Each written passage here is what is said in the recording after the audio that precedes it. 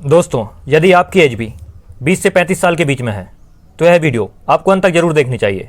इस वीडियो में 10 ऐसे टिप्स बताने वाला हूँ जिन्हें फॉलो करके आप अपनी लाइफ को आसान बना सकते हैं और बिना किसी फाइनेंशियल प्रॉब्लम के सुकून से जी सकते हैं।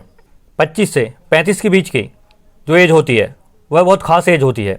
इस एज में ना तो आप बच्चे होते हैं और ना ही आप बड़े होते हैं, और यही एज आपका पूरा फ्यूचर डिसाइड करती है।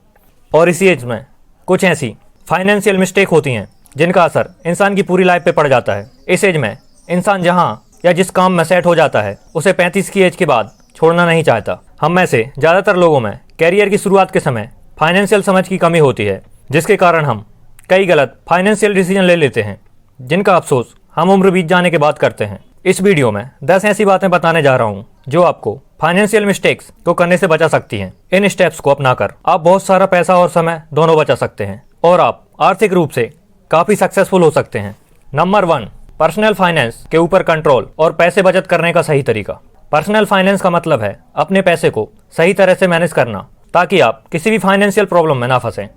बचत करने का सबसे बेस्ट तरीका है कि आपकी जो भी मंथली इनकम है उसमें से 10 to 20% पैसे को आपको सबसे पहले निकाल लेना चाहिए और बाकी बचे पैसों से आपको ज़रूरी खर्च और उसके बाद शौक की चीज़ें खरीदनी चाहिए। यदि आप ये कोशिश करेंगे कि पहले ज़रूरी खर्च और शौक की चीज़ें खरीदें, उसके बाद जो बचेगा उसे सेव करेंगे, तो आप कभी भी बचत नहीं कर पाएंगे।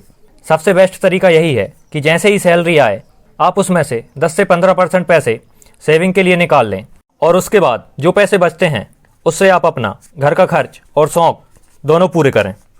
नंबर 2, अपने बचत किए पैसे को सुरक्षित निवेश करें। आप जो भी पैसे बचत करना शुरू करें उन पैसों की सुरक्षा करना आपकी पहली जिम्मेदारी है ताकि वह पैसे कम ना हो, और साथ ही इन पैसों का इस्तेमाल सिक्योर इन्वेस्टमेंट में जरूर करें। कभी भी आपको अपने सेव किए हुए पैसों को खर्च नहीं करना है। उनको हमेशा ऐसी जगह इस्तेमाल करें जहां से आपको अच्छे रिटर्न्स मिल सकें। नंबर 3, पावर ऑफ कंपाउंडिंग को समझना। क्या आप जानते हैं पावर ऑफ कंपाउंडिंग को दुनिया का 8वां अजूबा कहा जाता है। यदि आपको एक अच्छा इन्वेस्टर बनना है तो आपको पावर ऑफ कंपाउंडिंग को समझना बहुत ही ज़रूरी है। पावर ऑफ कंपाउंडिंग में समय सबसे ज़्यादा इंपॉर्टेंट होता है, इसलिए पावर ऑफ कंपाउंडिंग को आप जितनी कम एज में या कैरियर के स्टार्टिंग में ही समझ लेंगे तो आप इसका यूज़ लंबे समय के लिए करके बहुत सारा पैसा बना सकते हैं।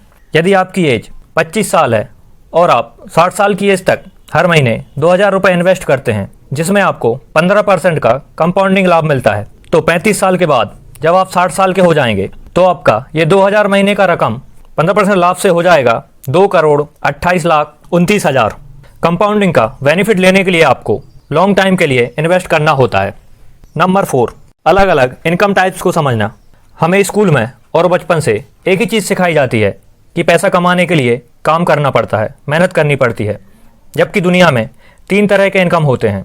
नंबर 1, एक्टिव इनकम, जिसके लिए आपको एक्टिव रूप से काम करना पड़ता है जैसे जॉब या self employment. Number 2, passive income. इस इनकम के लिए आपको काम नहीं करना पड़ता, बल्कि आपने जो सिस्टम बनाया है वह सिस्टम काम करता है और आपको घर बैठे पैसे आते रहते हैं, जैसे मकान रेंट पे देना, बुक लिखने से मिलने वाली रॉयल्टी, एफिलिएट मार्केटिंग और ऐसे बिजनेस जहां आपका अवेलेबल होना जरूरी ना हो, उसे पैसिव इनकम कहा जाता है। नंबर 3, पोर्टफोलियो इनकम, जो आपको अलग अलग तरह के निवेश से प्राप्त होता है, जैसे stocks, mutual fund, fixed deposit से होने वाला इनकम।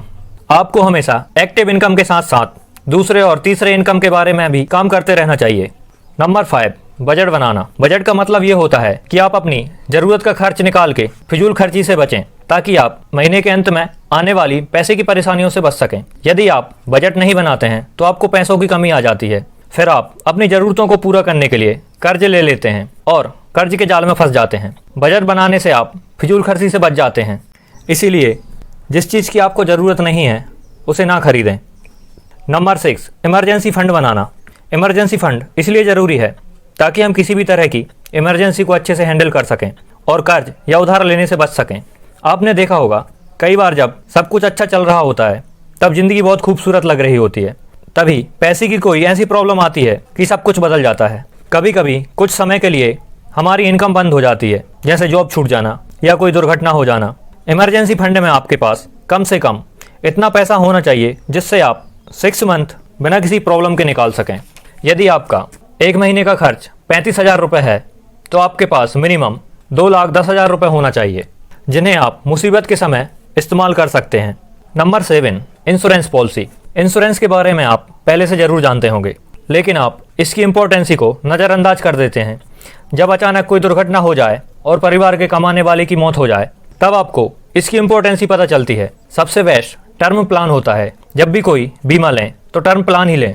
इसके अलावा पूरी फैमिली के लिए हेल्थ बीमा पॉलिसी लेना बहुत ही ज़रूरी हो जाता है, क्योंकि आजकल हॉस्पिटल के खर्चे बहुत ही ज़्यादा होते हैं। इसलिए टर्म प्लान के साथ साथ हेल्थ बीमा भी ज़रूर लेना चाहिए। बीमा के बारे में एक और इम्पोर्टेंट बात, बीमा जितनी कम एज में लिया जाता है, इसकी फीस यानी कि प्रीमियम उतनी ही कम होती है। इसलिए कैरियर की स्टार्टिंग में ही बीमा प्लान लेना आपके लिए बहुत ही ज़्यादा बेनिफिशियल हो सकता है। नंबर 8, अच्छे और बुरे कर्ज की समझ। कर्ज लेना अच्छी बात नहीं होती, लेकिन कर्ज हमेशा बुरा नहीं होता। कर्ज 2 तरह के होते हैं, अच्छा कर्ज और बुरा कर्ज। अच्छे कर्ज और बुरे कर्ज में फ़र्क ये होता है कि अच्छे कर्ज के कारण आपकी इनकम ग्रो होती है, आपका कैश फ्लो बढ़ जाता है। इसलिए आपको अच्छा कर्ज लेकर अपनी इनकम को बढ़ाना चाहिए।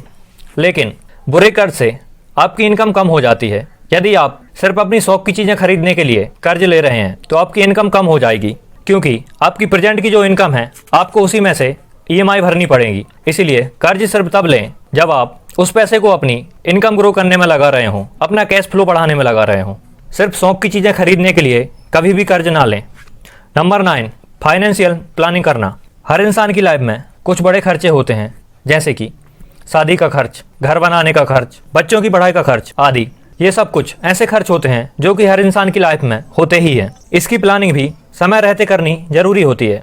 इसके लिए आपको सेविंग और इन्वेस्टमेंट का यूज़ करना चाहिए और एक अलग फंड बनाना चाहिए। नंबर 10, इन्वेस्टमेंट के बारे में सीखना।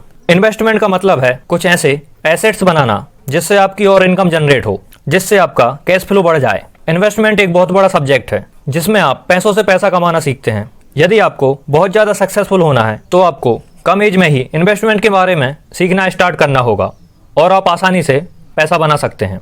इन्वेस्टमेंट से रिलेटेड वीडियोस हम अपने चैनल पे अपलोड करते रहते हैं। ऐसे ही नॉलेजेबल वीडियो और भी देखने के लिए हमारे चैनल को सब्सक्राइब जरूर करें, लाइक और शेयर करना ना भूलें।